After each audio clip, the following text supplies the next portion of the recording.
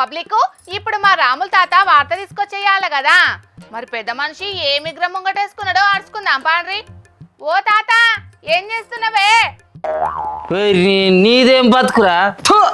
మీ బతుకులని బతుకుతాను లారా. పెళ్ళి 20 ఏళ్ళకు దగ్గరకు వస్తుంది పిల్లగాళ్ళని కనారా. నీకు నేను నాకు నువ్వు అని పెద్ద తాంబారం 2 అండుకొని పెండ తట్టడి పెట్టుకొని ఒకళ్ళు చూసుకుంటా ఒకళ్ళు మంచిగా మెక్కుతానులా యాళ్ళకి ఇంత పెట్టుకొని. ఇది అర బతుకు. ఎందుకురా ఈ బతుకు? నీకే ఏర్పడుతుంది ముసలాడా. మూలకు కూర్చొని మస్తు ముచ్చట్లు మాట్లాడతావు. ఇదంతా కూడా ఇంకా ఈ ముచ్చట మంది ఉంటే ముఖం మీద తుపుక్కుని ఊస్తారు. ఇంకా నేనే మాట్లాడతానని నన్ను అంటాడవా? పిల్లలు కానీ తెలివి ఉండదురా. గాలికి పోయే కంపలన్నీ నీ కోసుక తలిగించుకుంటావేమే తాత? అన్ననేమో పక్కన కూర్చుని పెట్టుకొని తిడుతున్నావు, ఎందుకు కావచ్చు? ఆగా మా మాసిన ముఖం వచ్చింది, దానికి చెప్పురా. అది సరే అన్నది అనుకో, నేను కూడా సరే అంటారా నీ తరీక నీ పద్ధతిని. మనిషి పుట్టుక పుట్టినప్పుడు కట్టాలు సుఖాలు అన్ని తీరు అనుభవించాలరా. అవి ఎవి నేను అనుభవించాలంటే మనదేం బతకనట్రా. కుక్క బతుకుతుంది, పంది బతుకుతుంది, వాటికి మాటకు తేడా లేదా? ఇవేవి వద్దా సోయి తిరుడు ఏళ్ళకు ఇదేగా. ఇంతకు ముచ్చటేందో చెప్పరాదయ్యా, వేదాలు మాగా వల్లిస్తూ గాని. అరే వీనికి పెళ్ళి 20 ఏళ్ళు అవుతుంది పిల్ల అంచనా. అరే ఇప్పటి వరకు పిల్లలు కనరారా, ఏం పద్ధతిరా శంకరి అంజన అంటే ఇక మాకు పిల్లలను కనాలని లేదు అని దీర్ఘాలు తీస్తాడు మొగోడు. ఏం బతకాలంటే మేము బతుకు ముఖం మీద ఉంచుతారు మందికి తెలితే.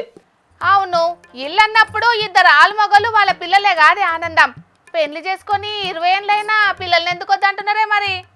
మేము బతుకునే కట్ట ఉండదక్క, ఇంకా పిల్లగాని లెవెల్ చదవాలి. ఓ సిగ్గు మాలినోడా, ఊక మందిని ఉంటే దేంతో నవ్వుతారా ఇదంతా కూడా. అరే నీ అయ్యవ్వ కూడా గిత్తనే పిల్లల్ని మేము సాధలేము అనుకునేది ఉంటే నువ్వు గుర్తువారా?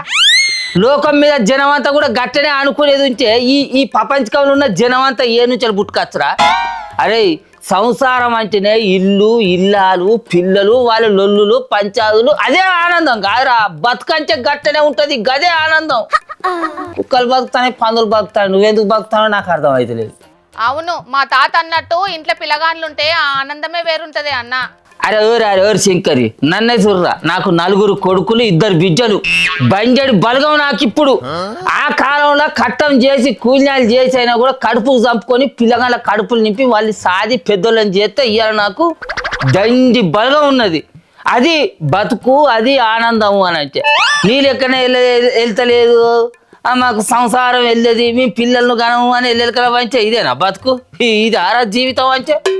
జీవితం అంటేనే పిల్లగానరా సంతోషం తెలుతలేదురా శంకరి నీకు. ఓహో, ఈయన గనక సాధిండు పిల్లగాన్లను. అప్పటి కాలంలో ఇప్పటి చదువులున్నాయా, బట్టలున్నాయా, ఖర్చులున్నాయా? తినేటందుకు బువ్వ, ఉండేటందుకు ఇల్లు, కట్టుకునేటందుకు బట్ట ఉంటే చాలన్నట్టే ఉంటుండే. కానీ ఇప్పుడు ఎన్ని కథలు ఉన్నాయి, ఎన్ని ఖర్చులున్నాయి చూస్తలేవా పెద్ద మనిషి? అయ్యో ఖర్చులు యోగానిక చేస్తాంది ఖర్చులు. వెనుకట మా కాలంలో పొద్దున్న కూలిపోతే రూపాయి చేతిలో పెట్టేది, అంతకు తగ్గట్టు ఖర్చులు ఆ కాలంలో ఉండేది. అదే ఈ కాలంలో మొగోడు కూలిపోతే 1000 రూపాయలు వస్తాయి, ఆడి కూలిపోతే 500 రూపాయలు వస్తాయి, అంతకు తగ్గట్టు ఖర్చులు ఉన్నాయి. అట్లా అని ఖర్చులకు భయపడి పిల్లలను గనము అనే రండలు ఎవరని ఉన్నారా? ఇసొంచి రండలు తప్ప.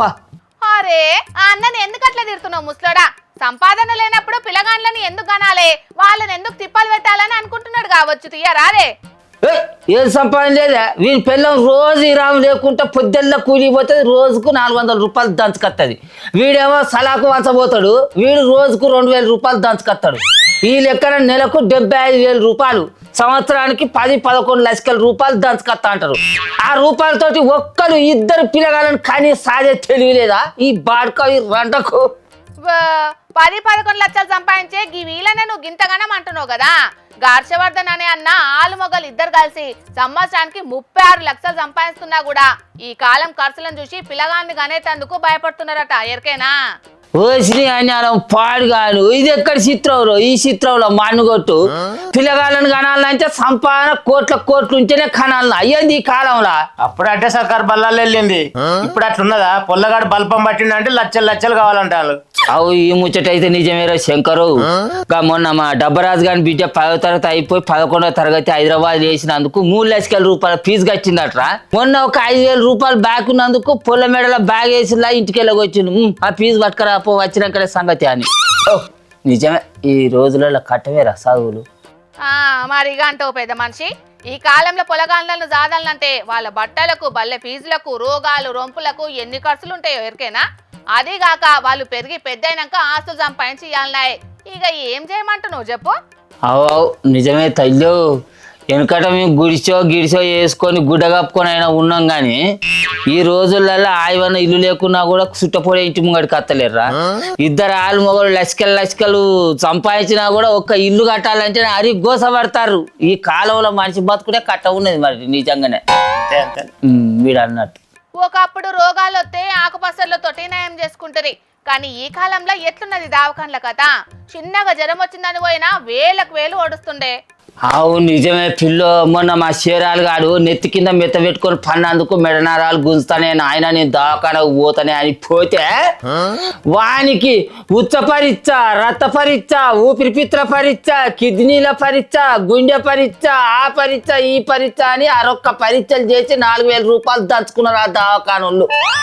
ఏదైనా రోగం వచ్చి దవాఖానలు అడుగు పెడితే చాలు ఆస్తులలో సగం భాగం రాసిచ్చేదాకా అయిపోతుంది ఈ పరిస్థితి. అట్లున్నది దవాఖాన పరిస్థితి శంకరి. ఇప్పుడు చెప్పు, ఈ కాలంలో పిల్లల్ని గాని వాళ్ళని పెంపు చేసి చదివిచ్చి పెళ్లిళ్ళు చేసేటట్టున్నదా చెప్పు? ఒకప్పుడు పిల్లలే ఆనందాల కలలు అన్నట్టుగా ఉండేది. కానీ ఈ కాలంలో ఖర్చులను చూసేది ఉంటే పిల్లలే కళ్ళ నిండా కన్నీళ్ళు అన్నట్టున్నది కథ చూస్తా అంటే. కానీ శంకరి, మనం ముసలి వేజికి వచ్చినాక కలో గంజో పోసినందుకు ఒక పొల్లగాడో ఎవరో ఒక ఆధారం అయితే ఉండాలనా వద్దా? అందుకే ఒక్క పొల్లగా నువ్వు కను నువ్వు కని ఇడిచిపెట్టు. కాలమే వాడిని ఎట్లా జారాలనేది నీకు నేర్పుతుంది. అర్థమైందా? నువ్వు వాళ్ళ వీళ్ళ మాటలు పట్టించుకోకు. ఏమంటావు? అరే మనకు ముసలి ఇళ్ళు ఎవరో ఒకరు ఆధారు కావద్దురా. ఎవడు పోతాడు ఖాళీ గంజి మనకు. ఈనాడు మా చాలా మంది ఇద్దరిని గనుడు కాదు, కనీసం ఒక్కరిని గనాలన్నా మస్తు ఆలోచనలు చేస్తున్నారు. ఆ ఒక్కరికైనా అయ్యే ఖర్చులను దాచుకొని ముందుగానే చదువుకుంటున్నారు. ఏం చేస్తారు మరి? రోజు రోజుకి ఖర్చులు అట్లా పెరిగిపోవట్టే. చదువులకే లచ్చలు పెట్టాలంటే ఎక్కడ తెచ్చి చదివేయగలుగుతామని కొంతమంది ఒక్కరితోనే సరిపెట్టుకుంటున్నారు. ఇంకొందరేమో అసలుకే వద్దనుకుంటున్నారు. కానీ చాలా మంది ఇట్లనే ఆలోచన చేస్తే రాబోయే కొన్నేళ్లల్లా మెల్లగా జనాభా దగ్గుడు షురువైతుంది. మరిగా అప్పటికి ఎట్లుంటుందో చూడాలిగా.